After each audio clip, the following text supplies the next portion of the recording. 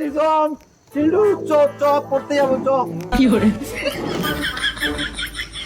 আরে কি করছিস? চ, ডিঙ্কু স্যারের কাছে পড়তে যাবো তো আমরা। সিল্লুদা চল, চলো।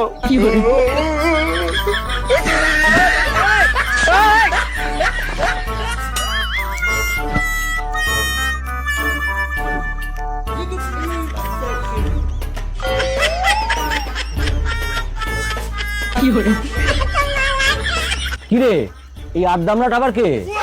স্যার এটা আমাদের পাড়ার সোনাদা, আজকে থেকে আপনার কাছে পড়বে। সে পড়বে ভালো কথা, কিন্তু এরকম চলছে কেন?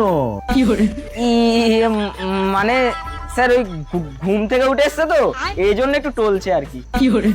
আচ্ছা ঠিক আছে, তাড়াতাড়ি বসে পড় তোরা। হ্যাঁ স্যার। শোনো সোনাদা, বসো বসো বসো।